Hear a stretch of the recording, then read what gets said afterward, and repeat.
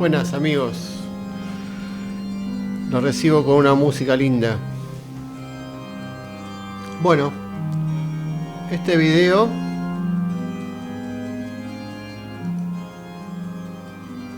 va a tratar de...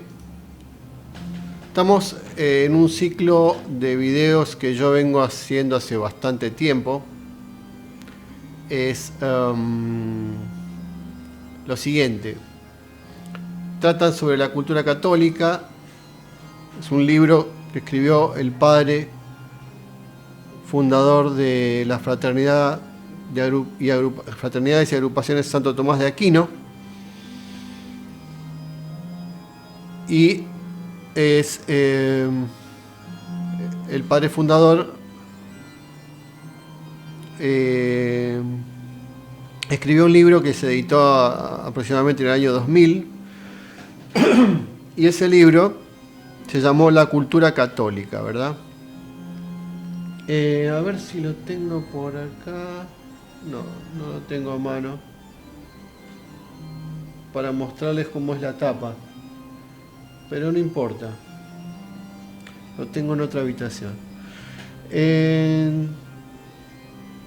La cultura católica, bueno, es un libro que trata sobre todo el proceso en que se va formando esta cosa tan gigantesca que abarca 2000 años y que se expande. Comienza en Israel con la presencia de Cristo y luego se expande por el Medio Oriente hasta llegar a Roma, al Imperio Romano, y desde ahí toda Europa, y luego vienen las conquistas de la Edad Moderna, donde esa religión, esa cultura, porque es mucho más que una religión, es una cultura que abarca arte, ciencia, costumbres, una cosmovisión, se va expandiendo por el mundo. Llega a América, llega a Asia, a África. Acuérdense de los imperios holandés, portugués, español, inglés. Y va formando enclaves de universidades, de sistemas de leyes, de ideologías como las revoluciones independentistas, que digamos todas tienen su origen en los pensadores y filósofos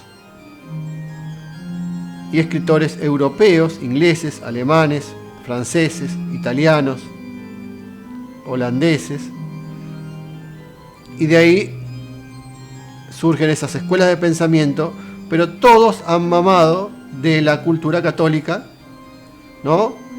Que luego se recicla en lo que es los protestantes en el norte de Europa, en Alemania, en Inglaterra. En algunos casos no hay grandes diferencias con el pensamiento católico. Creo que es más bien los anglicanos o algunos de Gran Bretaña, y otros hay algunas modificaciones fuertes, como el caso de Alemania, de Francia. Pero se conserva lo que es una tradición, es decir, el protestante o el religioso cristiano que pertenece a un movimiento que no es el católico, no sería nada sin la iglesia, porque la iglesia es la que estableció los libros de la Biblia, canónicos, y un poquito la lectura de esos libros también, vamos a decir, hasta en las mismas traducciones, y la misma manera de entender fue configurando la mente de estos individuos que son los europeos, y esa mentalidad es la que también da lugar al protestantismo y también da lugar a la ciencia y también da lugar a un tipo de arte.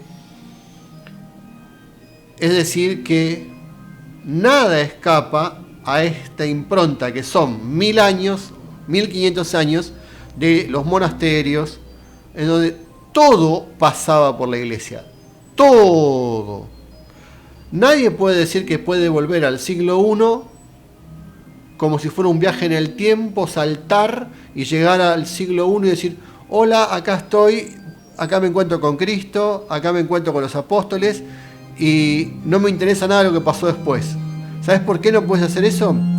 porque vos sos el fruto, la eclosión, el florecimiento de una semilla cultural de 1500 años, señor protestante o señor renegado de la cultura católica.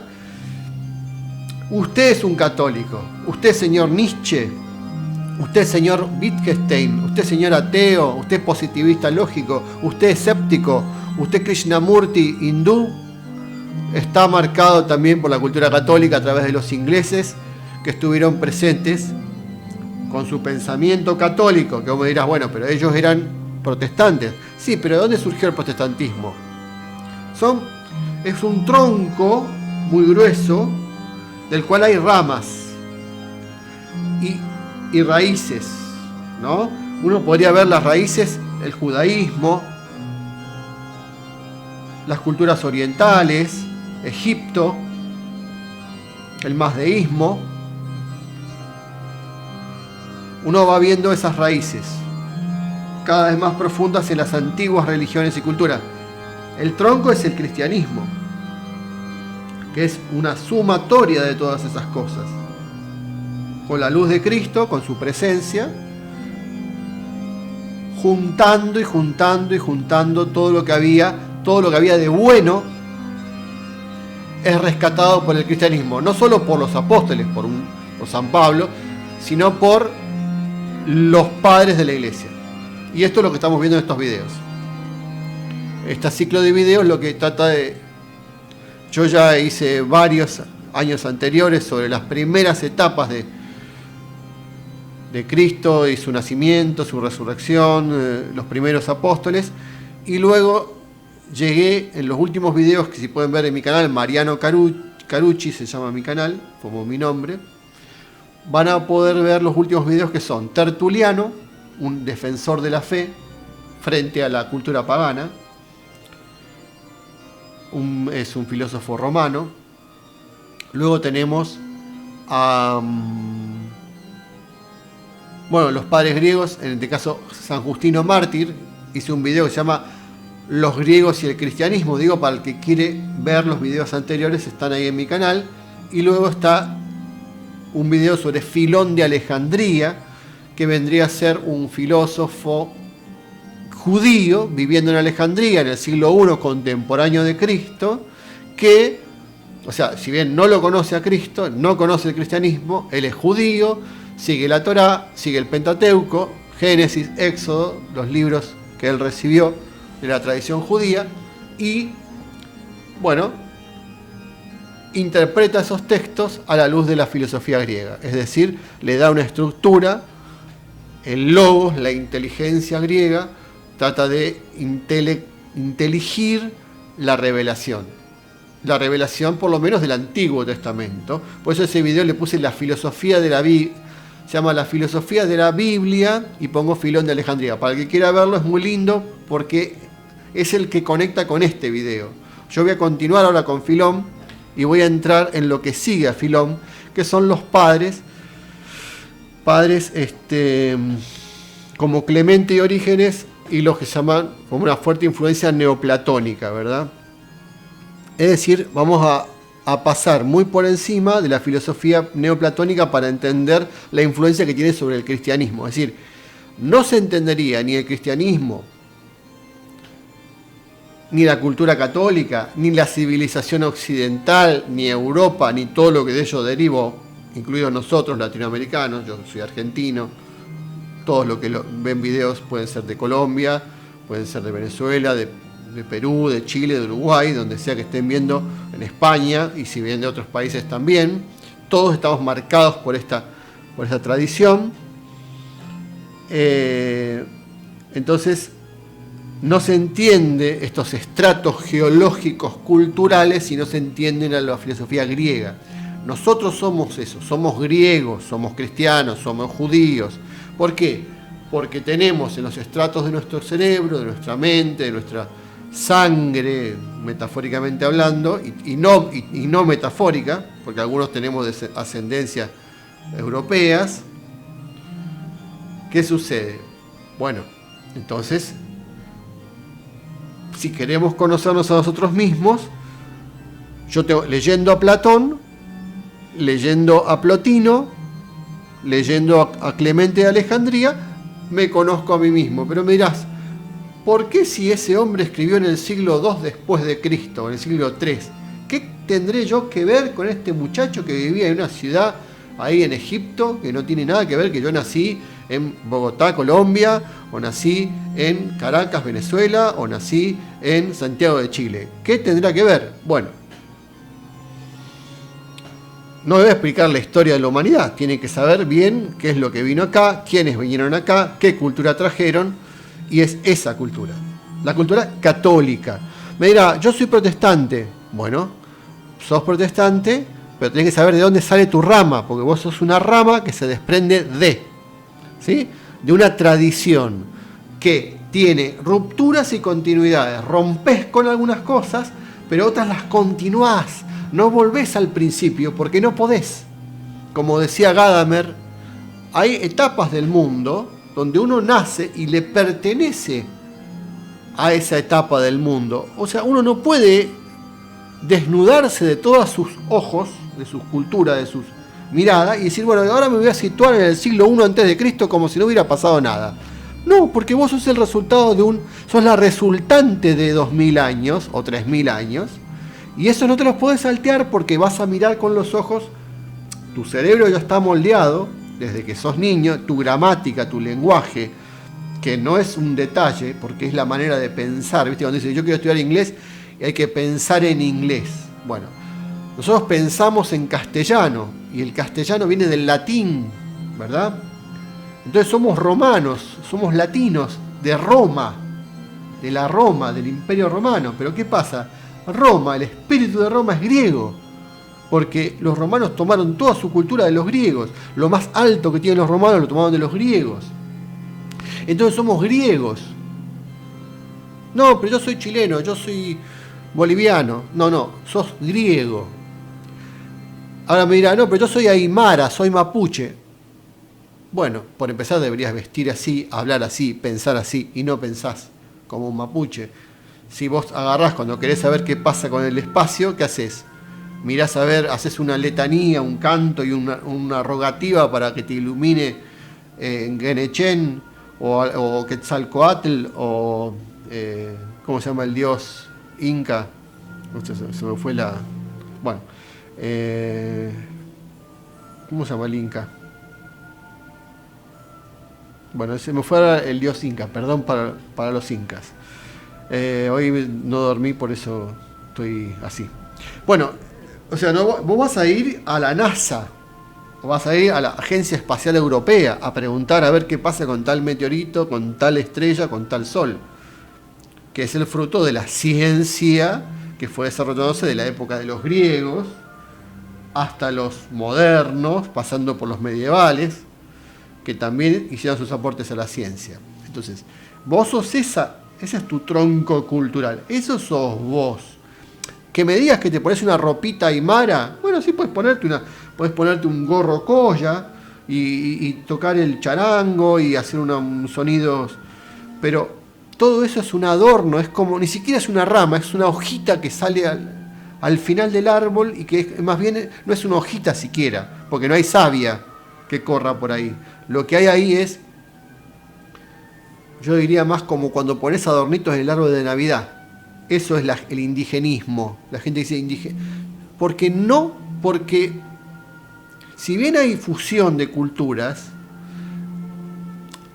todo nuestro sistema de educación y de pensamiento y los medios de comunicación, todo es europeo, básicamente, por lo menos en América. Lo cual no quita el interés por los pueblos originarios, que también están, y es más, nos aportaron también su influencia mínima. En algunos países, en Perú, en México, yo sé que la influencia indígena quizá pueda ser más fuerte. En el norte de mi país, en Argentina, por ejemplo, sé que puede ser más fuerte. Y no se trata de menospreciar, se trata de que la historia es así. ¿Qué cultura conquista? La más poderosa no, la más fuerte intelectualmente, ¿verdad? Cuando una cultura decae viene otra y como que la subsume, o la conquista físicamente o la conquista... En el caso de Roma, ¿qué sucedió? Roma fue, en realidad, más bien fue conquistada por Grecia. La gente dice, no, pero Roma conquistó Grecia.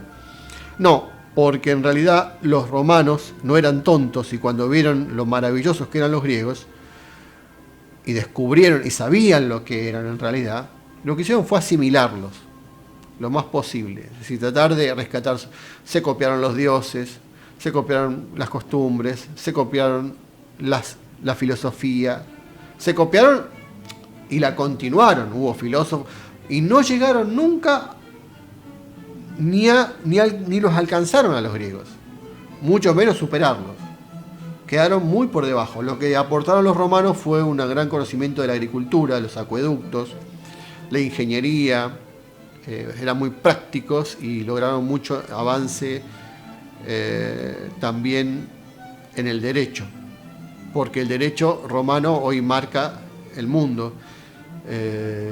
Todo el que estudia abogacía lo sabe, porque ellos justamente eran prácticos y les interesaban las propiedades y las conquistas, y entonces todo eso necesitaba marco regulatorio, ¿no? Esto hasta dónde llegó lo mío, lo tuyo, y la agricultura y los territorios. Y entonces ahí el derecho fue fundamental, ¿verdad? Bueno, vamos al grano. Vamos a hablar de Clemente, y vamos a hablar de Orígenes, y vamos a hablar de Plotino, y la continuidad con Filón. Yo les voy leyendo partes de este libro que es como nuestra guía, y a su vez voy haciendo los comentarios y aclaraciones. Dice, ya habíamos dejado el video último que está en mi canal, que es de Filón de Alejandría. Hice otro video sobre Plotino para que le interese el aspecto de la belleza espiritual o la belleza del alma, porque para Plotino el alma es mucho más que el alma individual. Hay un alma que es cósmica, digamos. Nosotros somos como parte de esa gran alma. O sea, esa alma es la que crea todo lo que existe. Y a su vez a esa alma la rige algo más poderoso, que es la luz de la inteligencia. Y esa luz de la inteligencia está detrás del alma. Y es la que da las ideas para que el alma manifieste. Y esa luz de la inteligencia nace como la luz del sol, es decir, del sol que es el uno, el absoluto, lo que nosotros conocemos como Dios. Pero para los griegos era, o para Plotino era como decir, mucho más que un ente. Es, no sé cómo, es indefinible, no se puede explicar qué es eso, porque todo nace de ahí. Es como si dijéramos un agujero negro que no lo podés ver y ves que todo va hacia allá. Bueno, en este caso sería un agujero blanco, todo viene de allá.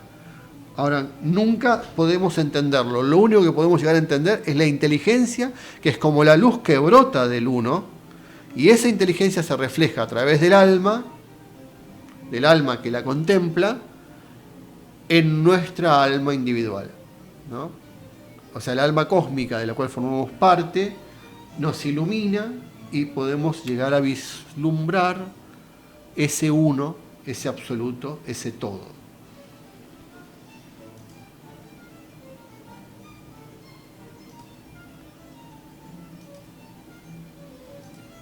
La idea de concebir en el alma una parte superior, casi divina, semejante a lo divino, es una idea platónica. Yo no puedo explicar toda la filosofía. Hay gente que va a tener que buscar qué decía Platón. Explico algunas cosas, pero no puedo porque si no el video sería muy largo, ¿no? Por su parte superior, el alma es celestial y divina. Platón siempre hablaba de distintas partes del alma, ¿no? Por su parte inferior, esa alma toca lo creado, lo sensible y lo material. Es como una parte intelectual o espiritual y una parte física, material, más conectada con el mundo, ¿no? Como si fueran dos formas de encarar las cosas. Aquí residirá el fundamento de la ascética platónica, es decir, todo el proceso de purificación, de catarsis, de cuidado del alma y de cuidado de sí. Esa es la ascética. Orígenes, que es este filósofo, este padre de la iglesia, ¿no?, discípulo de Clemente y de Amonio Sacas, distingue entre cuerpo, alma y espíritu. Somos tripartitos. San Pablo dice lo mismo también en las epístolas, ¿no? Hace una diferencia entre la parte física, la parte intelectual y la parte netamente espiritual, que es el dominio de Dios o de la imagen y semejanza, ¿verdad? Esta doctrina aparece en Filón.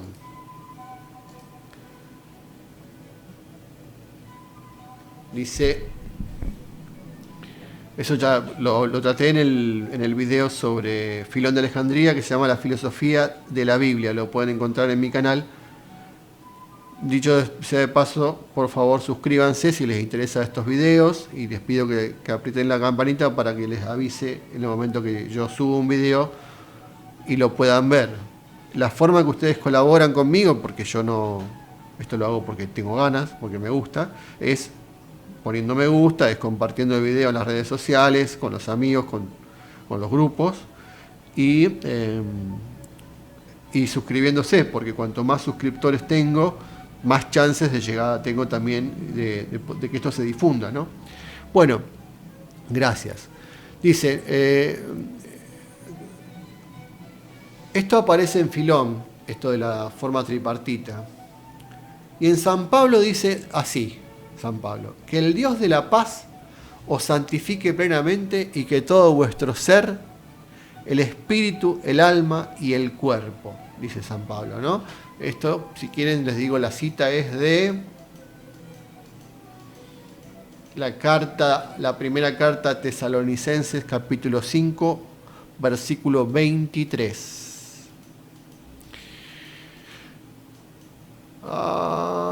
Bueno, los padres gustarán mucho hablar del ojo del alma, del vértice del alma, de la cúspide del alma. O sea, esa parte superior, ese es el espíritu. Santo Tomás, a su turno, también, Tomás de Aquino, distinguirá, bueno, 1000 años después, mucho tiempo después, el alma como espíritu y como forma. En el espíritu está la imagen y semejanza divina. Es muy superior, algunos la quieren distinguir mucho del alma, como que es muy por encima del alma y que no todo el mundo tiene contacto con el espíritu. Para eso está este camino espiritual, ¿no? Esta asquesis o ascesis, que es un tipo de vida, ¿no?, santa, pura.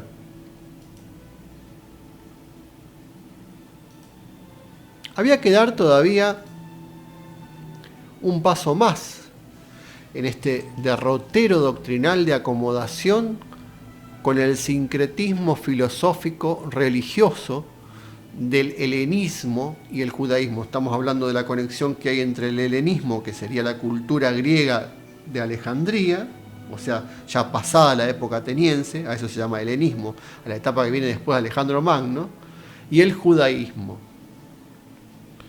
O sea, el helenismo es una concepción de la Grecia cosmopolita, no de la Grecia ateniense o de la península ática, sino ya de la Grecia magna, de la Grecia que abarcaba las islas, Italia, Asia Menor y todo lo que vino después del siglo III antes de Cristo, ¿no?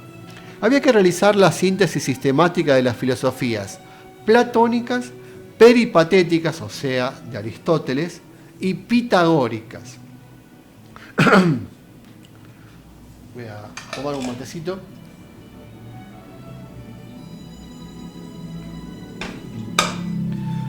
Con las religiones, o sea, todas estas filosofías, con las religiones y doctrinas orientales. Es decir, el autor ve como una necesidad que había de como la cultura católica se va formando con los materiales y los elementos, así como cuando un bebé crece, se nutre de lo que la madre va alimentándose y con eso va armando su cuerpecito, es decir, con los materiales que le vienen a través del cordón umbilical de lo que la madre toma leche, come carne, lo que sea, verdura, y los va procesando. La cultura católica, en base al material que había disponible, trae el dato revelado, es la semilla de la verdad, de la luz, que fructifica en base a lo existente, a los lenguajes, a las formas que había en ese lugar.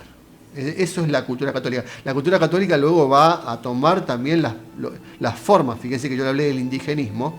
En muchos casos se ha producido sincretismo con las culturas americanas y se ha producido una fusión entre ritos y formas, hasta ha pasado con los africanos, que han mezclado sus ideas, sus costumbres con las ideas cristianas. Entonces, se produce esta fusión, ¿no?, con las religiones y doctrinas orientales que también venían del mazdeísmo, de Persia, de Siria, de India incluso. Entonces nace, ¿qué? En la Grecia de ese entonces, que ya era el Imperio Romano también, nace, porque sabemos que Alejandría era griega, pero sabemos que estaba el imperio en ese momento de Roma. Nace el neoplatonismo con Plotino en el año 205 al 270, o sea, el siglo III. ¿Quién fue su maestro? Amonio Sacas, que murió en el año 242 después de Cristo.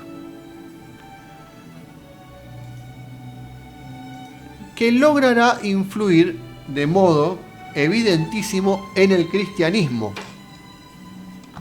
¿Sí? El neoplatonismo va a marcar al cristianismo, como yo se los decía. Será el último conato de la filosofía pagana. O sea que la filosofía antigua y la edad antigua tiene como lo último fuerte, que es el neoplatonismo, ¿verdad? Absorbido por el cristianismo, se hará vivo en San Agustín, que eso lo vamos a ver más adelante. San Agustín ya viene en el siglo IV o V después de Cristo. Boecio, y ese misterioso personaje que se llamó el pseudo Dionisio, a quien los medievales identificaban con el Dionisio que se convierte al cristianismo después del discurso de Pablo. En el Areópago hay un Dionisio que aparece, creo que en los Hechos o en las cartas, al cual Pablo le predica y se convierte, es un griego. Era muy difícil convertir un griego, porque los griegos eran muy intelectuales, eran como la mayor cultura de la época. Como hoy serían los grandes científicos, los grandes universitarios. Imagínate, ¿quién le va a predicar? Un pastor, un cura les va a hablar y ellos les van a hacer 1000 análisis. Bueno, eso eran los griegos de esa época, hombres científicos, hombres filosóficos, para la cultura de la época lo más avanzado. San Pablo logró convertir a los corintios, en Corinto, en Tesalónica o en lugares donde había cultura griega, y les llegaba su mensaje. Y este Dionisio se identificó, pero la verdad es que se descubrió con los años, con los siglos, que en realidad los escritos del pseudo Dionisio no son de un discípulo de San Pablo, sino de un neoplatónico cristiano del siglo IV, que es misterioso porque no se sabe bien quién es, ni dónde vivió, ni discípulo de quién era.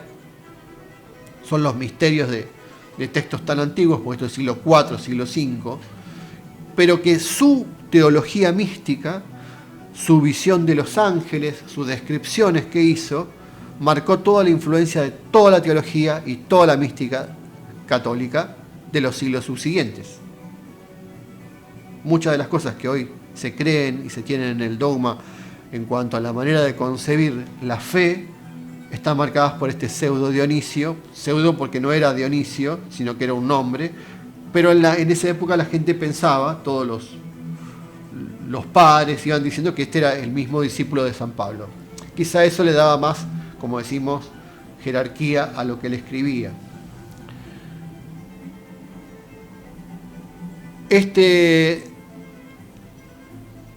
Bueno, por este mismo motivo le asignan una autoridad apostólica, lo consideraban como si fuera alguien, un apóstol más, ¿no? Bueno, la cultura católica ha recorrido en estos 4 primeros siglos un camino doctrinal escabroso. Sin embargo, el haber enfrentado todo ese sincretismo filosófico religioso de los últimos tiempos del paganismo, le permitió, a la luz del Evangelio y a través de los santos padres, comenzar a elaborar una cierta sistemática teológica, es decir, un sistema de pensamiento, en la cual estaban asumidos o asimilados los temas que en el proceso final se verán conciliados con las religiones orientales. El neoplatonismo prepara de esta forma el instrumento de la naciente teología mística cristiana. En este campo también se movía activamente el gnosticismo, tan famoso en estos días, ¿no? Tanto interés que despierta el gnosticismo. A medida que los santos padres desde los alejandrinos en adelante van desprendiéndose más y más de elementos intelectuales o noéticos en el encuentro, o sea, cuestiones de pensamiento para poder entender a Dios filosóficamente, que era lo típico de los griegos, que todo lo querían intelectualizar. O sea, los santos padres van a ir dejando ese aspecto meramente intelectual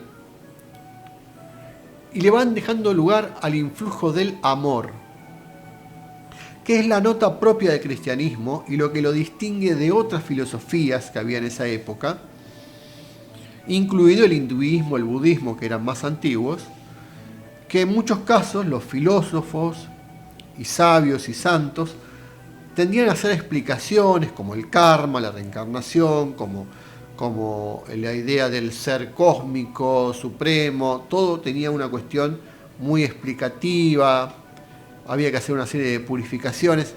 Pero en el caso del cristianismo, el mensaje de Cristo como encarnación del amor de Dios va a ser el que va a dar la nota fundamental de la religión cristiana, por diferencia, por supuesto, con el judaísmo, que era una religión hasta por momentos cruel, porque había una dureza que uno lo puede leer solo con leer el Antiguo Testamento. Uno ve que ese Dios era un Dios mucho más duro, ¿no?, que el Dios de el Padre al cual hacía alusión Jesús.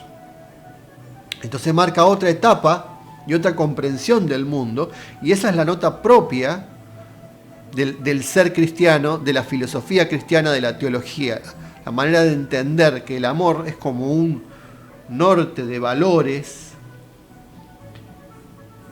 y que va a marcar también después con los siglos el derecho. Hoy cuando se habla de derechos humanos, de cuidar a la gente, a los niños, a los ancianos, todo eso no se entendería sin el cristianismo. De hecho, los primeros tiempos de los cristianos, a los ancianos se los dejaba morir, a los pobres, a los enfermos. No había interés por todo eso. Era como, para los romanos, los griegos, poco práctico. O sea, de hecho, había costumbres entre los griegos, entre los espartanos, de si nacía un bebé, alguien deforme, se lo tiraba, porque era inútil. Hasta Platón mismo lo marca en su República eso. Y eso era inconcebible en el cristianismo. El cristianismo marca que todos son hijos de Dios, o sea, todos son creación divina y están destinados a ser salvos. Esa es la gran revolución cristiana, y por eso que abarca el mundo, ¿no? Porque todo el mundo quiere ser salvo una vez que sabe que hay una religión de un Dios bueno, que me puede iluminar, que me puede ayudar, y aparte ver el fruto de esos seres que son alegres, que son vitales, que los mueve una fuerza misteriosa, que lo digo yo en los primeros videos que hice este libro, que se llama Una fuerza de salvación, ¿no? Bueno, entonces el neoplatonismo prepara de esta forma el instrumento de la naciente teología mística cristiana. En este campo también se movía activamente el gnosticismo, a medida que los santos padres de los alejandrinos en adelante van desprendiéndose más y más de elementos intelectuales o noéticos en el encuentro místico con Dios, para dejar el influjo del amor, para dejar lugar al influjo del amor. Se clarifica la acción iluminativa de Dios en el alma, es decir, ¿Cómo te ilumina Dios? Con su amor. Eso es lo que va a empezar a caracterizar la teología y la filosofía cristiana, que va a ser una marca muy distintiva respecto a los gnósticos, respecto a otros que a veces tenían hasta cierta crueldad o hasta cierto egoísmo, como diciendo, nosotros nos iluminamos porque somos especiales, porque tenemos un conocimiento secreto que nadie tiene. El cristianismo va a tener la idea de que no hay nada oculto, secreto, que yo me lo voy a guardar para un grupo, sino que todo el mundo debe ser salvo. Por eso que ahí viene universal, católico. O sea, el cristianismo es católico o no es nada. O sea, es y debe ser católico en tanto y en cuanto es algo que es un mensaje para toda la humanidad, que debe ser uno y no puede generar divisiones. O sea, cuando se producen divisiones dentro del cristianismo, el cristianismo se derrumba, o sea, se debilita. El cristianismo fue poderoso y pudo abarcarlo todo y pudo marcar la agenda del mundo cuando fue unificado. Cuando se empezó a dividir, esto fue el protestantismo, perdió fuerza, ¿no? Empezó como a tener, es como la unión hace la fuerza. Si vos empezás a generar miles de cristianismos, no podés influenciar con poder político, ni económico, ni ideológico, ni filosófico, porque como diciendo, vos decís eso, pero el otro dice otra cosa. Es como cuando vos a un hijo le querés decir algo y viene la mamá y le dice otra cosa. El nene se va a crear con poca autoridad, va a decir, bueno, ¿quién tiene razón, el papá o mamá? Bueno, si vos tenés muchas denominaciones religiosas, se crea como un relativismo, diciendo, bueno, está bien, ¿quién tiene razón? Lutero, Calvino, Jesús, qué sé yo, Santo Tomás de Aquino, ¿quién tiene la verdad acá, no?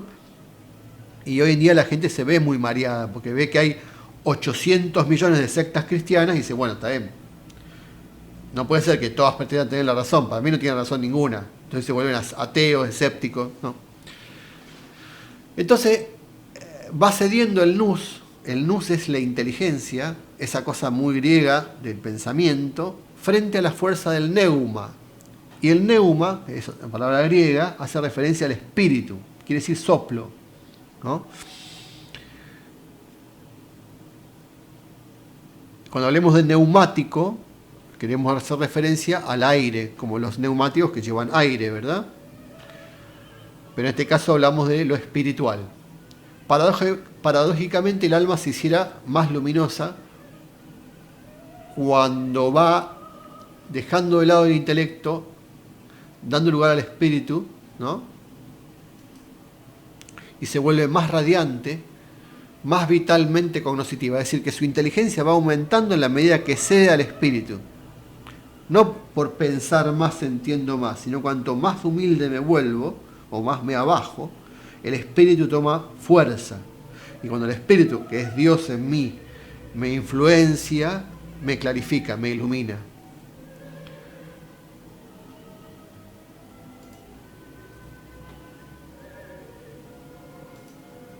El problema resulta paradójico, puesto que la analogía que lleva a hablar de una iluminación divina tiene una relación directa con la función cognoscitiva. Paralelamente, entonces, al situarnos en el ámbito sobrenatural, la exigencia vital de un conocimiento de lo divino debiera llevarnos a relacionar directamente la iluminación interior sobrenatural del Espíritu de Dios con el nous, con la inteligencia o capacidad superior cognoscitiva del alma. Habíamos hablado en el video de Filón que había una parte superior del alma que era intelectual,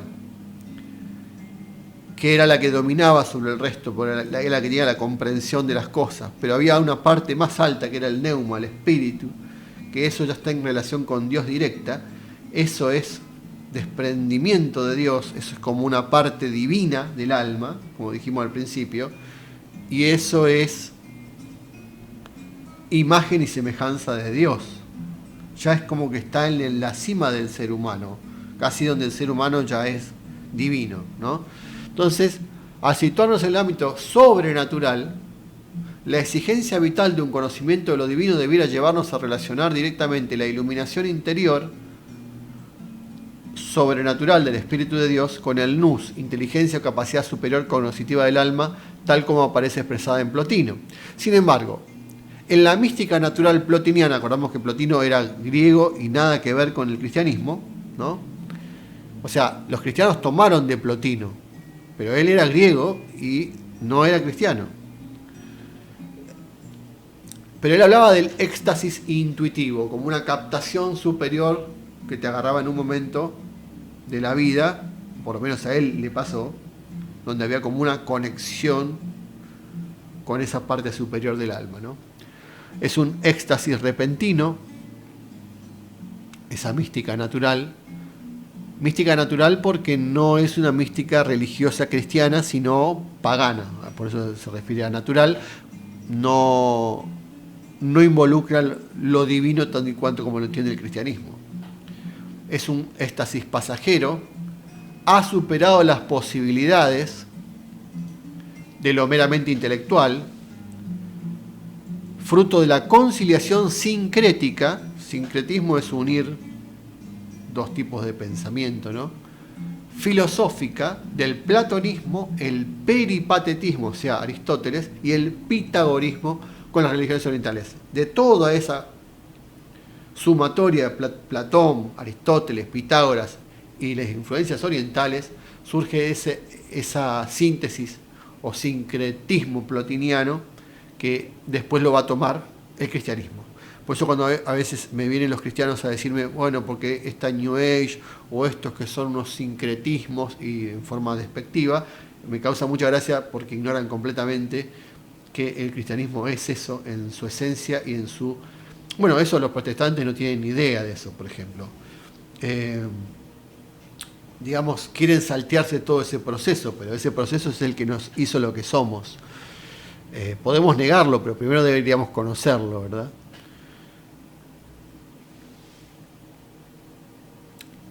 Este hecho hará posible conciliar de manera más ajustada el Evangelio con el lenguaje neoplatónico, el cual ofrece, a su vez, una riqueza conceptual apta para la vida mística. O sea, el esquema de ideas neoplatónico es ideal para el misticismo cristiano. Es decir, que el cristianismo bebe de esos materiales neoplatónicos para estructurar su teología, su vida mística, para expresar la manera en que ellos viven la relación con Dios.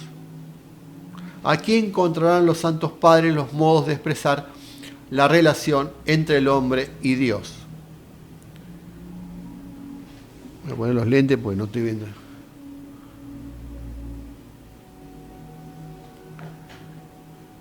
Esta relación, que a modo de iluminación divina quedará muy enmarcada en un tono más bien nocional, descartando el aspecto de vida que comporta la luz del verbo de Dios, tendrá que irse explicitando a partir de una mayor precisión en la distinción del conocimiento y del amor. A medida que, en contra del gnosticismo, acuérdense que el gnosticismo es un movimiento donde la gnosis quiere decir conocimiento, era considerado el modo de acceso a la divinidad, es decir, que era un conocimiento secreto, profundo, sagrado, único, exclusivo, superior, y se privilegiaba, porque eso es bien griego, lo intelectual en esta cuestión. Era como el que accedía a ese saber tenía como un privilegio, ¿no?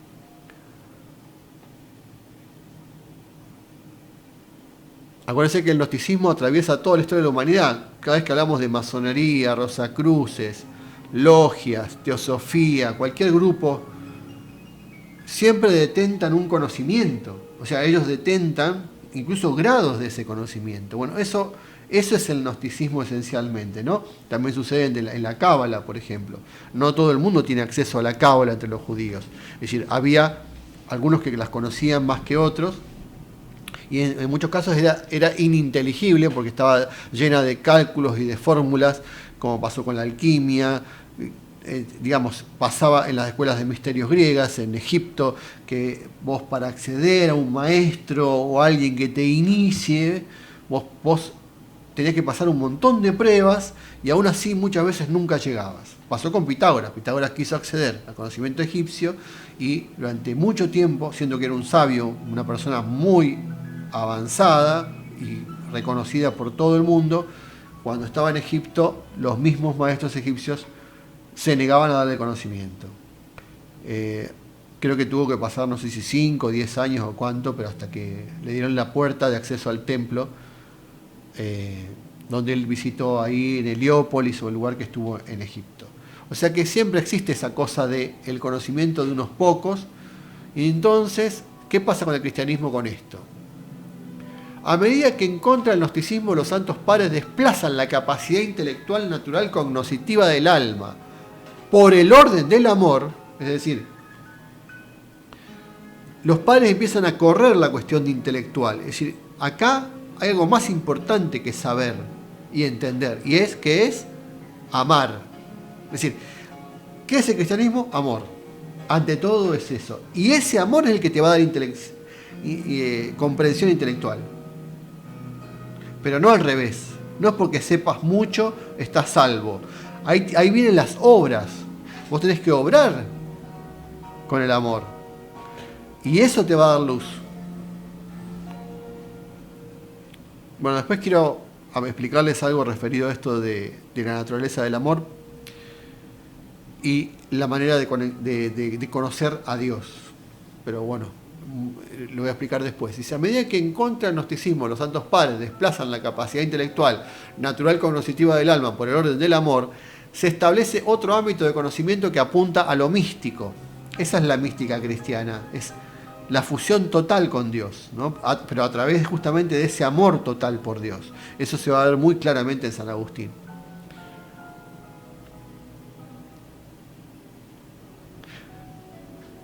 El hombre psíquico, o sea, ese del nous, de la inteligencia, del alma, tendrá que ser vencido en este proceso de estos primeros padres y todo este proceso teológico, filosófico, por el hombre neumático, entre comillas, que es el hombre del espíritu, que trasciende lo intelectual, ¿verdad? Está vinculado con el amor y vinculado con Dios, esa parte espiritual. Plotino habla de un hombre empírico y de otro inteligible. Dice, no, un hombre que se capta con los sentidos, con la experiencia, y otro que se puede captar solo con la inteligencia, que es el hombre verdadero, ¿no? Es el hombre por excelencia, el que está detrás de lo aparente, el cual es en el espíritu, o sea, es en el espíritu, e ilumina a este segundo hombre y al tercero. Hay como una sucesión tripartita, así como decíamos, las distintas almas, bueno, en este caso distintos hombres como una muñeca mamushka, uno dentro de otro, ¿no?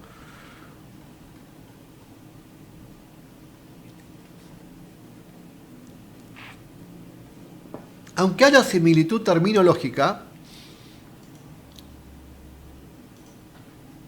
las fuentes de los santos padres, y de Orígenes en particular, son las fuentes de la revelación cristiana. ¿Sí?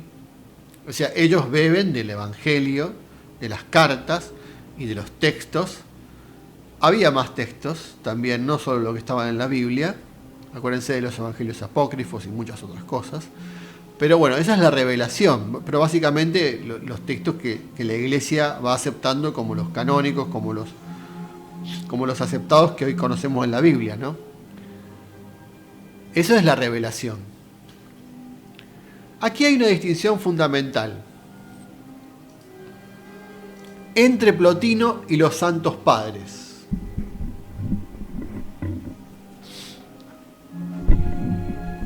Dice, aunque el lenguaje con que se expresan, Plotino, griego, ¿no?, que no tiene nada que ver con el cristianismo, yo diría, no sé si no tiene nada que ver.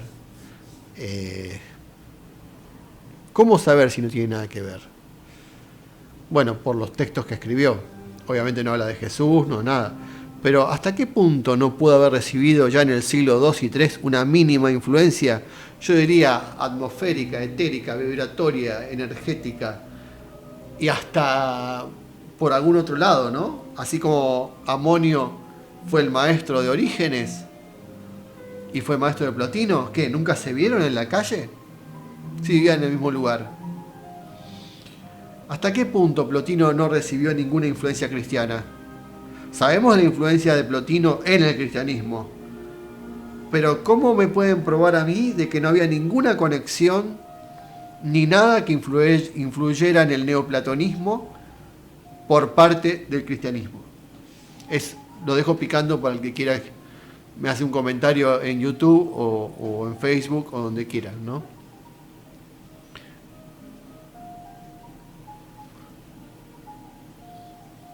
Aquí hay una distinción fundamental entre Plotino y los Santos Padres. Aunque el lenguaje con que se expresan sea similar, los neoplatónicos y los cristianos, también los gnósticos hablan, por ejemplo, de distintas razas de hombres, que son los gílicos, que viene de gile, en griego quiere decir, gile es materia, son como materiales, hombres materiales. Después están los psíquicos, que son mentales, intelectuales, y los neumáticos, que son los hombres espirituales. Son unas distinciones que hacen los gnósticos.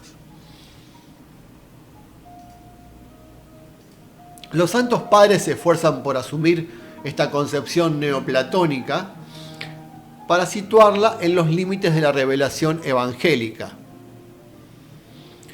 Clemente de Alejandría habla de una gnosis, o sea, un conocimiento superior, pero se trata de un verdadero conocimiento afectivo hecho por el amor.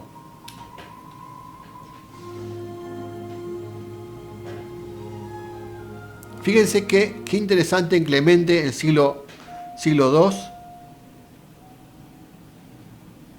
este padre de la Iglesia, que él quiere ya marcar que esta gnosis no es algo intelectual, sino que el amor, el afecto por Dios, me revela esta gnosis. Es decir, sin amor, sin esta devoción, sin este sentimiento, no se me hace clara la cuestión. Acá está perfectamente, en el caso de Clemente, está perfectamente salvado el lugar de la caridad, la caritas, que es el amor como entienden los cristianos, ¿verdad? Filón y el mismo Plotino tratarán de superar el aspecto meramente intelectual de la relación del hombre con Dios. Uno y otro recurrirán al éxtasis contemplativo, pero sobre todo en el filósofo griego, o sea, en Plotino, este arrebato, este éxtasis, no pasará de ser una unión estática con el primer principio, el uno, lograda gracias al influjo arrebatador de la luz divina en el nous.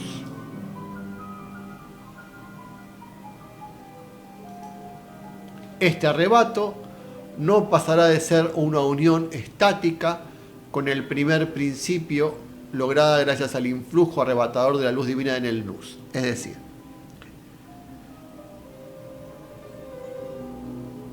la inteligencia, que es como la luz del sol alrededor del uno, que sabemos que en el platonismo, en el neoplatonismo es como si fuera Dios, es el absoluto, aquello inaccesible, que es la fuente de todo, de todo lo que existe, de todo el ser. Esa radiación de la luz que se llama la inteligencia alrededor ilumina nuestra inteligencia, que es un reflejo, ¿verdad? Ese es el éxtasis, cuando yo logro conectar con esa luz suprema de sabiduría, de comprensión, del centro de la creación, de donde todo emana. Cuando logro captar eso es el éxtasis. En la contemplación. Para Plotino, para llegar a eso tenía que primero hacer todo un esfuerzo intelectual previo. Pero llegado ese momento, la mente cesa, ya no puede seguir adelante. Y ahí viene como un silencio, donde viene el éxtasis, donde uno ya no tiene ni siquiera conciencia de sí mismo, porque uno se funde en este momento con algo mucho más grande, y eso es siempre muy fugaz, no dura, porque no se puede sostener. Según Plotino, tuvo esa experiencia 2 o 3 veces en su vida. Este arrebato no pasará de ser una unión estática con el primer principio, lograda gracias al influjo arrebatador de la luz divina en el mundo. Vamos a ver la diferencia con los cristianos. Los santos padres, a medida que vayan dando más lugar a la caridad en el encuentro del hombre con Dios, que es lo propio del cristianismo, acuérdense que Jesús es un ser de amor, es lo que lo caracteriza. Yo hoy estaba pensando, cuando uno decimos la palabra Jesús, cada vez que se pronuncia la palabra esa en cualquier parte del mundo, ¿qué viene? La paz. ¿Qué viene? La dulzura. Es sinónimo de dulzura. Nunca uno va a pensar en Jesús como algo aterrador, como pasaba con los dioses de muchas culturas antiguas, ni con ese capricho de los dioses griegos, ese egoísmo, esa pasionalidad que tenían. Estamos hablando de un ser misericordioso que muere por nosotros para salvarnos, que se sacrifica. Estamos hablando de un ser de amor puro. Y eso es el cristianismo, ¿verdad?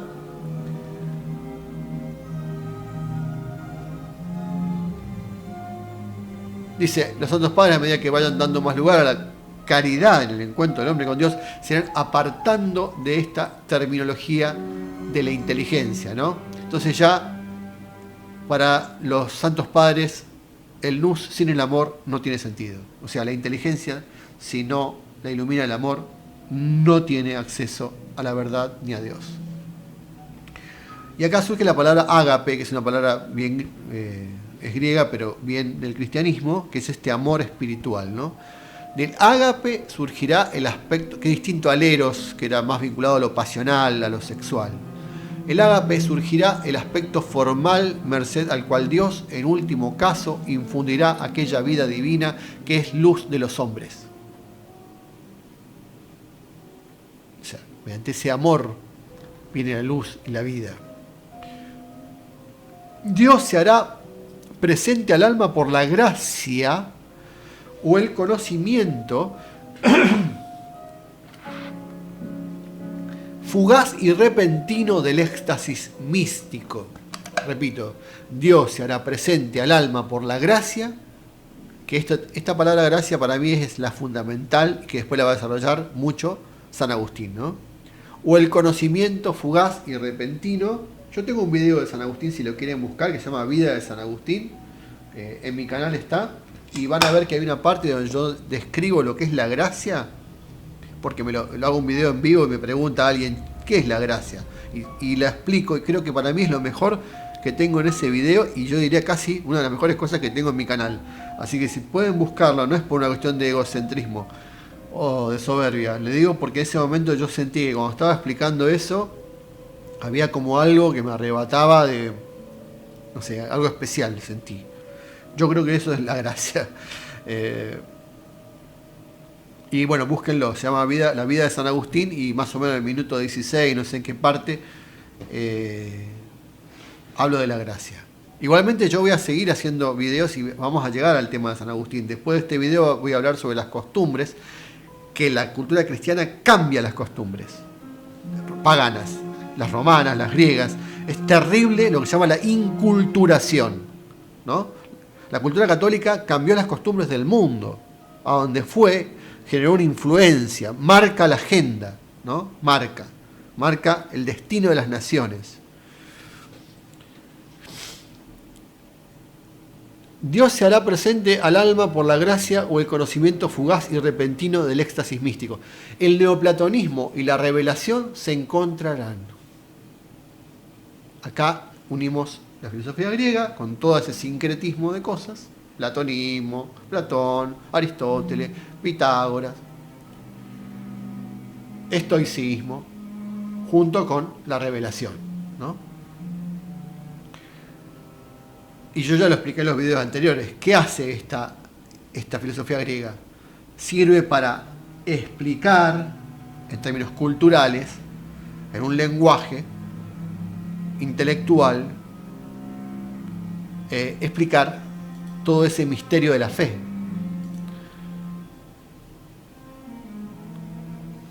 Tanto el neoplatonismo como el cristianismo es un sistema que va de arriba hacia abajo. En el neoplatonismo, la encarnación de los seres, por un camino de degradación, bueno, si quieren busquen neoplatonismo en internet, porque no puedo explicar acá todo lo que es el proceso. Las cosas bajan desde el uno, pasan por la inteligencia, llegan al alma cósmica, el alma que va mirando a la inteligencia, el alma que va mirando al mundo, y esa alma es la que crea las cosas. Y nosotros somos parte de eso. Es decir, que hay un proceso de degradación que se llama procesión, y hay un proceso de vuelta al uno, a la verdad, que es la conversión. Ese es el término que se usa en el neoplatonismo. Esta degradación en el neoplatonismo establece una continuidad entitativa en el alma y en el nous, o sea, en la inteligencia. El alma es vida y es luz. En el neoplatonismo, ¿no? Ella está en todas partes, el alma del mundo. Y allí donde se encuentra, ilumina. Tiene algo de panteísmo esto, ¿no? Los efectos de esta iluminación serán pues directos e inmediatos. Solo así quedaba salvada la aporía de lo sensible y de lo inteligible. Cómo se vincula lo material con lo espiritual, sin poder escapar, sin embargo, a la degradación de lo divino. Porque obviamente cuando llegamos al mundo material, para los neoplatónicos es muy poco ser eso, casi no es ser, y es más, es el mal. Que no existe el mal para el neoplatónico. Pero en la medida que está tan privado de cosas, pues la materia está tan privada, es tan poca cosa la materia, porque no tiene definición, porque es definida por la forma, que es la inteligencia, que son las ideas. En tanto y en cuanto la inteligencia la marca y le da la forma, la materia es algo, si no, no sería nada, sería una masa indiferenciada, y eso es el mal. Cuando un ser humano no tiene ideales, no tiene voluntad, no tiene inteligencia, no lo marca nada, no tiene forma, es el mal. Pero es el mal porque no es nada en realidad, se deja llevar. Entonces puede hacer cualquier cosa. Está sometido a sus pasiones. Ese es el mal neoplatónico, es la privación de luz. Está en la oscuridad. No tiene educación, no tiene cultura. Es decir, no está formado, no tiene forma, una idea que lo marque para llegar a. Todo eso lo desarrollo mucho en el video que hice, se llama Plotino, el último video que hice, la belleza del alma, ¿no? ¿Qué es la fealdad para Plotino? La falta de forma, la falta de algo que te marque que seas algo. Por ejemplo, si yo agarro esto, ¿no? Empiezo a pintar y hago rayas. Todo rayas. ¿Qué es eso? Un mamarracho. Es algo ridículo. No tiene forma, no hay ni inteligencia. Un niño de 3 años que no sabe nada, que no estudió arte, que no tiene talento, hace unas rayas. No es bello eso. Para ser Miguel Ángel o ser alguien así, tiene que ser un genio que tenga ese talento divino, pero también tenga el arte de la inteligencia para darle forma a las cosas. Y el alma es lo mismo. El alma, si no tiene educación, si no lo marca ningún ideal, se guía como una masa informe por los impulsos pasionales animales brutales del momento. Esa alma no es bella, esa alma es mala. No por ser mala, sino porque no es nada. O sea, no tiene ninguna dirección, sino la que le marca el impulso, el instinto de la materia ciega. Ese es el mal para el neoplatonismo. Entonces, Por eso acá es la importancia de la cultura católica, porque la cultura católica, en base a sus valores, te da forma. Te dice, esto es el bien, esto es el mal, esta es la idea, este es el ideal, el amor, el destino. Esta es la meta a la cual tenés que llegar. Pero si no tenés ninguna meta, si no hay ningún Dios, no hay ninguna trascendencia, ni nada, ¿qué sos? Es el mal. Porque te da todo lo mismo. Todos morimos, no hay alma, no hay Dios, no hay creación. Puedo hacer cualquier cosa. Eso es la modernidad. Gente desorientada, perdida. Ese es el mal, la ignorancia. Porque, ¿qué es la gnosis? Conocer a Dios. ¿Y qué es conocer a Dios? Conocer el amor. ¿Y por qué vivimos en un mundo sin amor? Porque la gente no conoce a Dios ni conoce el amor. ¿Qué conoce? La violencia, el egoísmo, la estupidez, la superficialidad, todo lo que vemos hoy.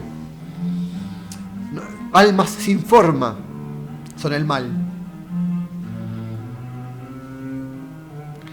El mal que ni siquiera es, porque no tiene entidad para los neoplatónicos ni para los cristianos. El mal en sí no es nada. Entonces, ella está en todas partes, esa alma, ¿no? Y allí donde se encuentra, ilumina. Los efectos de esta iluminación serán pues directos e inmediatos. Y solo así queda salvada la aporía que dije, ¿no?, entre lo sensible y lo inteligible. Pero se cae todo, ¿no? Se va como perdiendo cuanto más material se vuelve. En la concepción cristiana, paralela al neoplatonismo, que estamos analizando, la iluminación del hombre también está dada por Dios. Viene de lo alto. Como dijimos, eso del alma, la inteligencia, el uno, bueno, en este caso viene de Dios también, que está allá arriba, en esos planos. Y por aquí los santos padres descubren una primera función iluminativa en el Verbo divino. Aquellos que reconocían intermediarios entre Dios y la creación, ese verbo divino es el Logos, ese verbo divino, en el principio era el verbo, ese Cristo encarnado, que ese es el Logos, que es el verbo, verbo en latín es Logos en griego, en realidad es la instancia intermedia entre Dios y la creación. Por eso nadie va al Padre sino por mí. Es mucho más que la figura de una persona, como la vemos algunos, un tipo de barba, Jesús. Es la inteligencia mediadora entre el origen y la creación, entre el hombre caído, solo, aislado, abandonado, y su Padre creador y su fuente. Eso es Cristo. Aquellos que reconocían intermediarios entre Dios y la creación les atribuirán esta misión iluminativa al demiurgo platónico. ¿Qué es el demiurgo platónico? Es un ser que Platón pone en el Timeo como el artesano que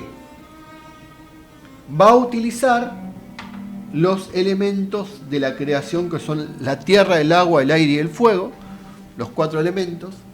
También creo que hay un quinto elemento. Y contemplando las ideas, Platón creía en el mundo de las ideas perfectas, que es un mundo divino, espiritual. Contemplando esas ideas, en el mundo material va a plasmarlas. Y así va a crear todas las cosas, los animales, las plantas, la tierra, no sé, las montañas, lo que sea.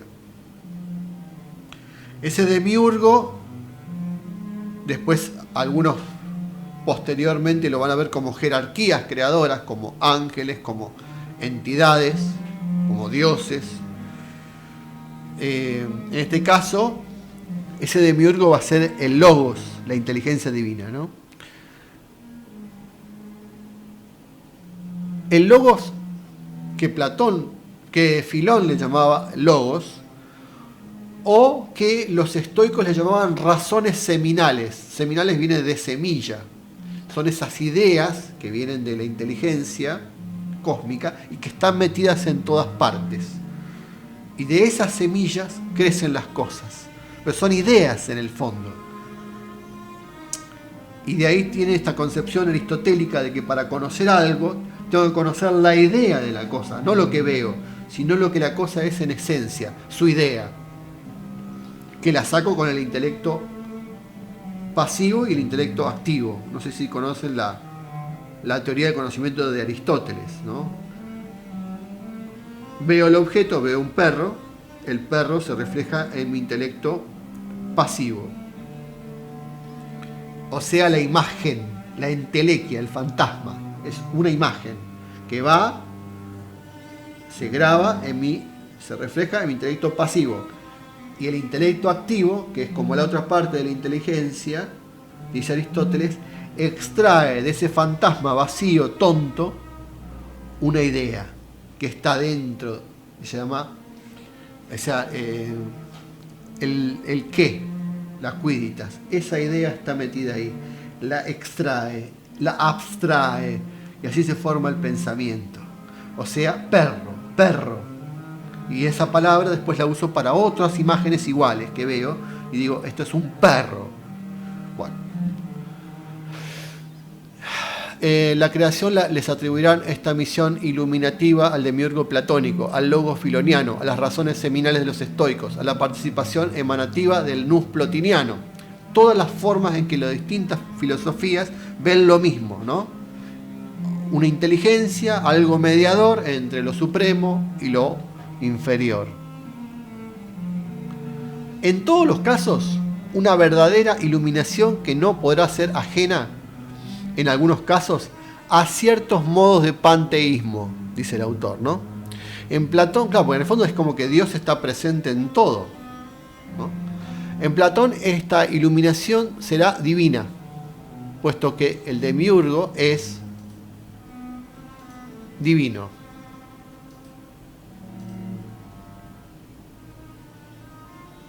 Este artesano que yo le dije que era el demiurgo es un ser divino. Los estoicos nos hablarán de un logos, o sea, una inteligencia universal, que rige todos los procesos naturales y cósmicos, incluso los humanos. Y ahí uno tiene que estar en armonía con el logos, decían los estoicos. Con esa inteligencia, acuérdense que logos es inteligencia. Como ley, es la ley que rige todas las cosas. También eso quiere decir logos. Una mente divina inserta en las cosas, o sea que está dentro de las cosas, está dentro de la piedra, dentro de la hormiga, a las cuales las rige y las ordena, y le podemos llamar, en términos que usaban los estoicos, acuérdense que los estoicos duraron muchos siglos, muchas escuelas y muchos maestros hubo, le llamaban Zeus, como para decir, como el dios supremo, ¿no? de los griegos. En esta inteligencia participan los diversos logos humanos, o sea, todas nuestras inteligencias se conectan con esa gran inteligencia. De esto hablé ya en mis videos anteriores. Para Filón, el logos como palabra es el instrumento del cual se sirve Dios. Acuérdense que logos, verbo, palabra, Cristo, se van a empezar a analogar dentro del cristianismo, en relación con la filosofía griega, ¿no? Para Filón, el logos como palabra es el instrumento del que se sirve Dios para crear y gobernar.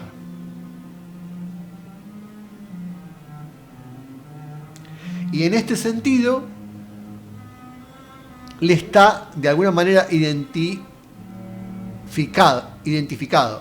Por último, el nous o nous plotiniano, luz perfecta, esa inteligencia que yo les hablé, que emana como si fuera la luz del sol, emana del uno, divina, ese segundo Dios, como la segunda hipóstasis, el uno es el primer Dios y la inteligencia el segundo, o sea, como el reflejo de Dios, llegará a través de las almas.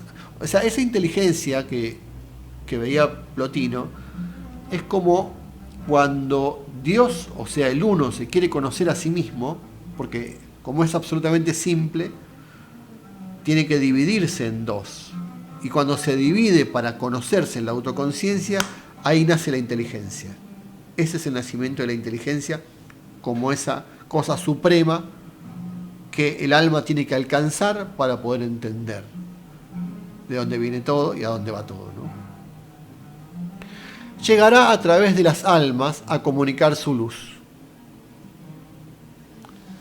Los santos padres pondrán esta iluminación o función iluminativa creativa, iluminación ontológica, en el verbo de Dios. En el principio era el verbo, ¿no? Esa encarnación del verbo es la que da la inteligencia, da la revelación, da la comprensión, da la sabiduría. Y lo dice en la Escritura, dice, era la luz verdadera que ilumina a todo hombre que viene a este mundo. Fíjense que es similar a lo que dice el neoplatonismo, pero en los términos cristianos, en la Biblia, Juan, capítulo 1, versículo 9, ¿no? Evangelio de Juan. San Justino, por su parte, echará mano a la doctrina estoica para explicar el problema. Yo ya hice un video sobre San Justino, que él se centra mucho en esta cuestión de los estoicos, las razones seminales, la inteligencia, el verbo, el logos. Todo eso lo pueden ver en el video que yo hice, que se llama Los griegos y el cristianismo. En ese video van a encontrar toda esta explicación. En la mística de los primeros siglos cristianos, especialmente con los padres alejandrinos, se hablará de una iluminación o gnosis, ¿no? ¿Qué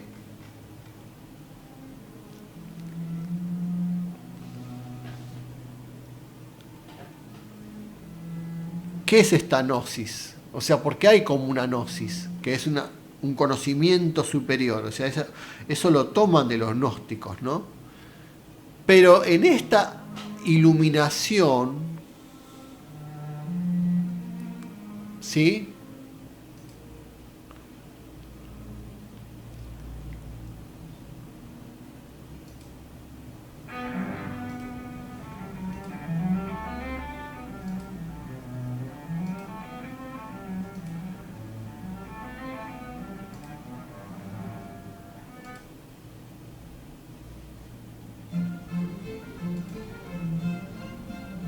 Perdón, estoy cambiando.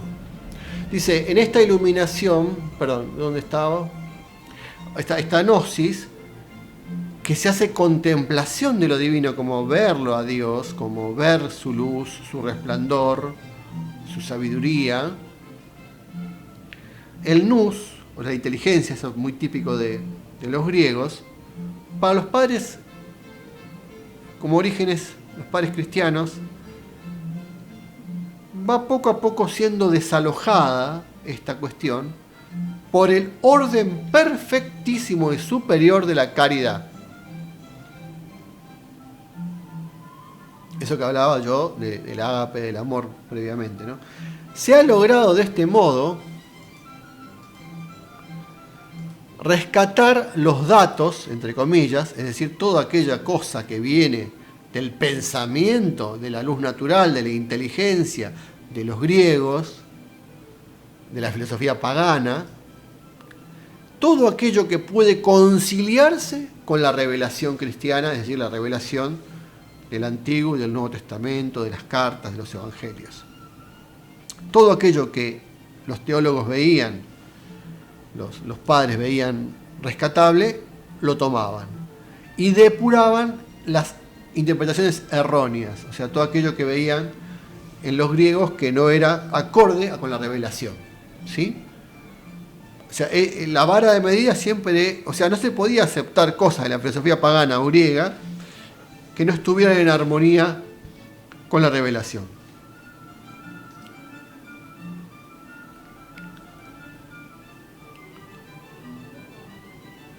Bueno, hasta acá entonces la cuestión de los padres alejandrinos y de Filón de Alejandría, del helenismo y de la cuestión judía y la cuestión griega y la cuestión cristiana en su fusión que se va dando. El próximo video que yo voy a hacer va a tratar de cómo se va transformando todas las costumbres del paganismo por la influencia cada vez mayor del cristianismo, que empieza siendo algo perdido en un pueblito ahí, ¿no? El Imperio Romano, que nadie le daba mucha importancia, y termina conquistando, hablando de cómo los griegos conquistaron a los romanos en vez de los romanos a los griegos. Bueno, los cristianos conquistaron el mundo. ¿Con qué poder?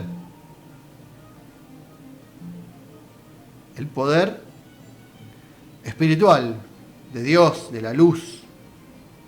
No tenían dinero, no tenían armas, ni ejércitos, ni filosofía. La construyeron la filosofía en base a la que ya había y la transformaron.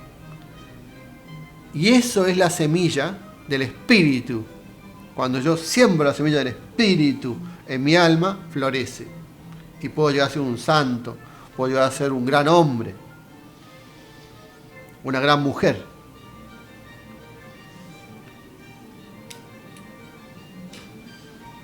Y esta semilla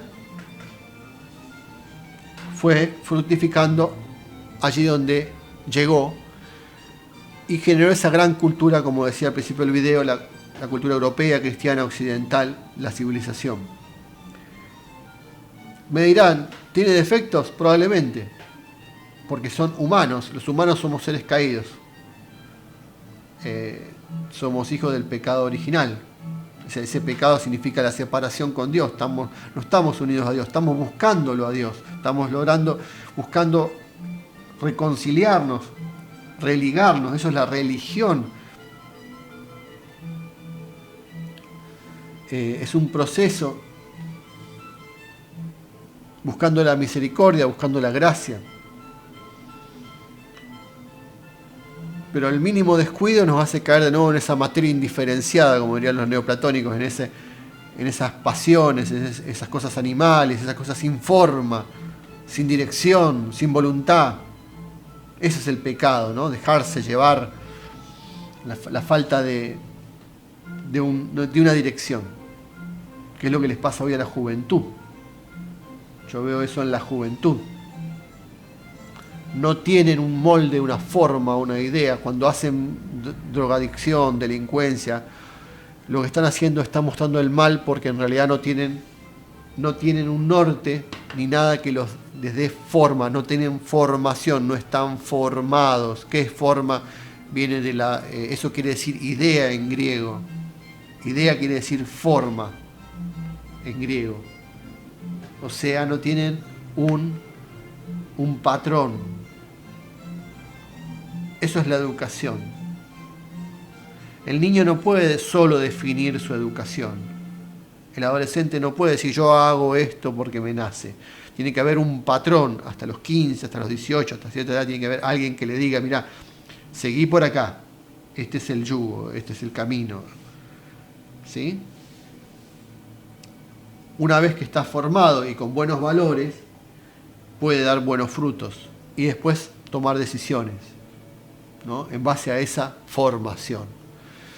Y lo último que quiero decir es,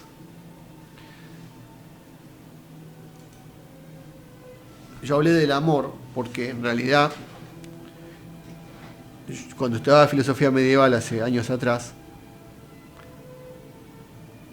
estuve reflexionando de distintos padres y filósofos medievales, esto que estoy mencionando yo. Y había algo importante que es, yo quería decir, no sé si quedó claro, que yo para acceder a esa gnosis superior, para captar a Dios, para que mi alma se relíe y poder tener esa gnosis, esa iluminación, esa inteligencia, en el caso de los griegos era a través de la filosofía, del pensamiento. Había un conocimiento, una gnosis que se me revelaba a través de una iniciación, en algún culto, en algún grupo, donde yo obtenía ese conocimiento superior que no tenía nadie, y eso me daba llegaba a un estado superior de conciencia, como diríamos en el neoplatonismo, se me revelaba la inteligencia, el nous, el logos.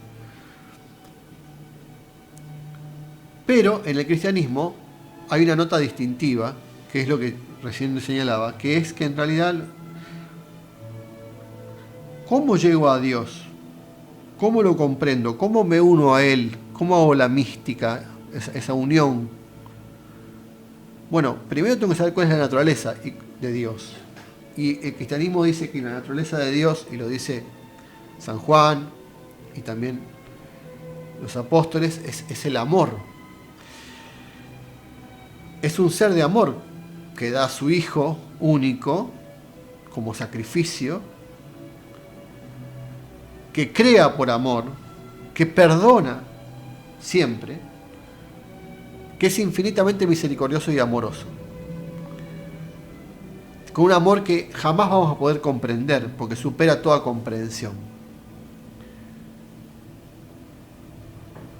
¿Cómo hago para unirme a ese ser? Bueno, voy a tener que volverme yo amor.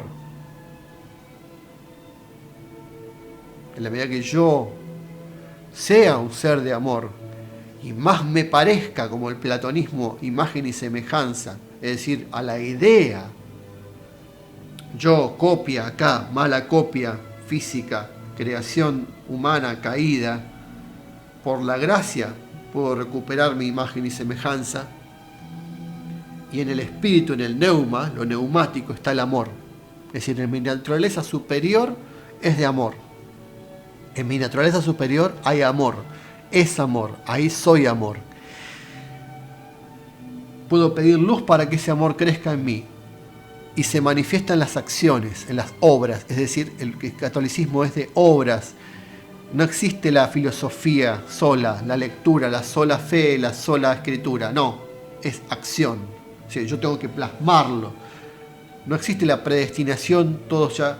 Sí sabemos que Dios lo sabe todo, pero también sabemos que Dios sabe que vamos a salvarnos en la medida que hagamos determinadas cosas. Y nos lo dice.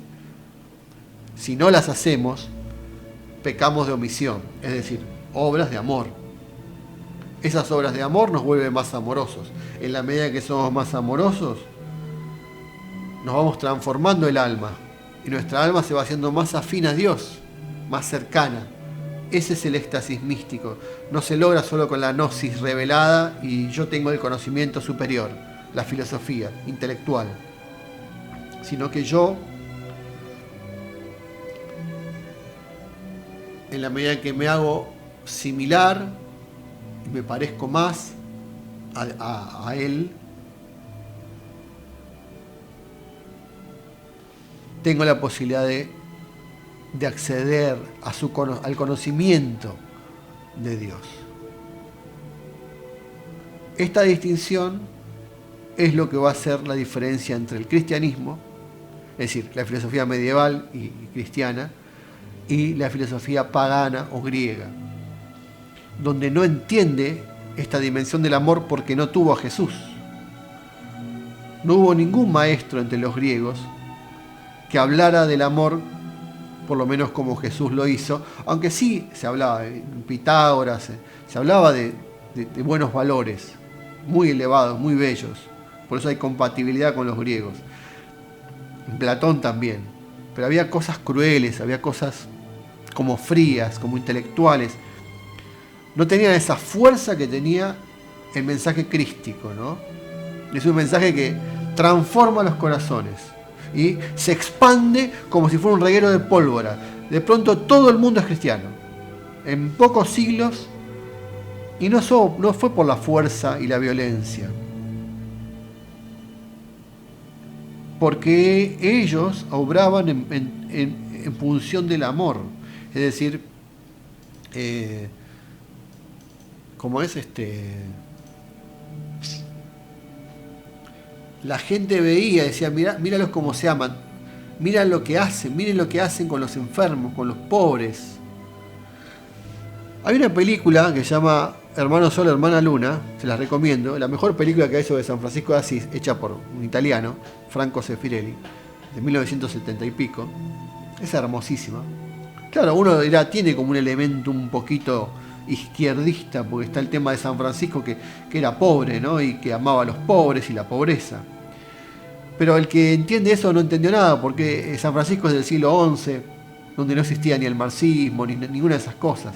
Lo que lo movía era el amor cristiano, la simpleza, la humildad, el despojo de las superficialidades que te tapan la visión espiritual. Entonces, en esa hermosa película muestra ese amor por los pobres, por los enfermos, por los solitarios, los necesitados, junto con Santa Clara. y te conmueve hasta lo más profundo del alma. Yo la vi cuando tenía 8 años. Mi mamá me mandó a verla en un teatro, en mi pueblo, que pasaban cine, era de la iglesia, que pasaban cine así católico o películas de santo. Entonces yo lo fui a ver. Yo tenía el librito de San Francisco también. Y bueno, eso es el cristianismo. Siempre es eso. Y cuando ustedes vean que hay un cristiano o un católico o un protestante, no importa, pero que haga cosas que vayan contra el amor, por más que diga que es necesario y que está bien y que es la lucha y el buen combate, no lo sigan. No lo sigan, porque eso no es el cristianismo. En todo caso, síganlo como nacionalsocialista o fascista o izquierdista, leninista, lo que vos quieras, no sé, las ideologías que hay ahora, anarquista, sí, pero no es cristiano. Si ustedes se ven llenos de soberbia, de violencia, de bronca, de esa cosa, como dicen en Venezuela, te sentís bravo, o sea, corajudo, pero en el sentido de violento,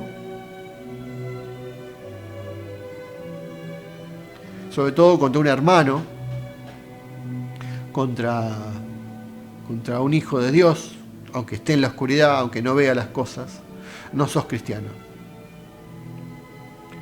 Y si todavía existimos y este mundo existe, es gracias a los valores, a esos valores, que también las religiones lo tienen, el budismo, el islam, el judaísmo tienen también esos valores, pero donde más brillaron, más fuertemente, más clara, más diáfanamente, y lo vamos a ver después cuando sigamos con los videos que voy a seguir, van a ver que cada vez se hizo más claro cuál es la dirección del camino cristiano, que es ese camino de amor por encima de todas las cosas. Y que ese amor por Dios es el palo, la vertical de la cruz. Y la horizontal de la cruz es el amor al prójimo. En la medida que me uno con Dios, puedo amar al prójimo. Y mi amor al prójimo alimenta y sustenta mi amor a Dios. Como dice, si no lo eres con los hermanos, con tus hermanos, no me amas a mí. Hipócrita, ¿no? Si dices Señor, Señor, y cuando yo, digamos, Señor, Señor, cuando yo veo que vos a otro hermano lo discriminás, lo maltratás, primero deja tu ofrenda frente al altar, reconcíliate con tu hermano, vuelve y preséntame tu ofrenda. Jesús fue el maestro perfecto porque en pocas palabras dejó una enseñanza que lo aclara todo y se entiende con el corazón. No es una cuestión intelectual. O sea, cualquier persona que despierte una sabiduría interior va a entender el mensaje de Cristo. Un niño lo puede entender. Yo lo entendí. Yo cuando era chico y sobre todo cuando vi esa película de San Francisco, pero antes también, entendí cuál era el mensaje de Jesús, ¿no?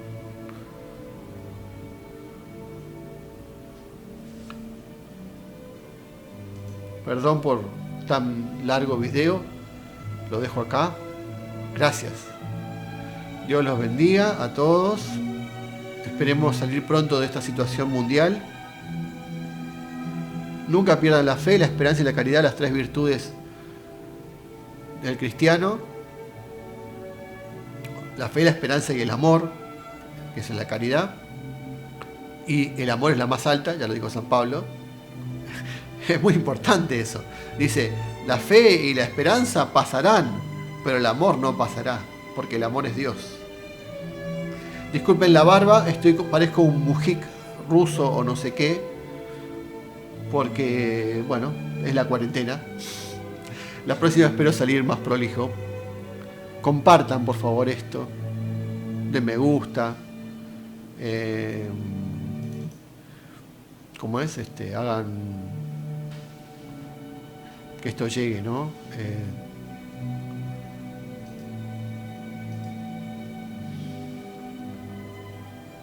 Suscríbanse al canal, pongan la campanita, aprieten la campanita, quiero tener más suscriptores para poder hacer más videos que lleguen a más personas, porque yo sé que esto a muchos les sirve. Coméntenme, por favor, porque imagínense, yo hablo acá 1 hora y media y del otro lado no recibo más que, bueno, la satisfacción que siento, pero me encanta recibir palabras del otro lado a través de un comentario. Mariano, vi tu video, no sé, me gustó este tema, ¿qué opinas de lo que yo sé qué? O pueden opinar y contarme qué piensan, qué opinan, qué les gusta, qué entendieron, qué no entendieron, ¿sí? Así que bueno, un gran abrazo y en nombre de Cristo. Estoy compartiendo ahora cosas de un señor que se llama Jordán Bruno Genta en mi Facebook, que se llama Mariano de la Iglesia. El Facebook que yo uso ahora se llama así, aunque yo me llamo Mariano Carucci, pero bueno. Y es muy interesante, es un filósofo que, bueno, lo mató la guerrilla, pero era una persona con un carisma tan grande y que hablaba de este mensaje del catolicismo. Y hoy en día ya no hay hombres así, porque nuestro país los dejó afuera, todo eso, ¿no? Ya casi no, muy difícil que puedan existir esas personas. Gracias. Bendiciones para todos.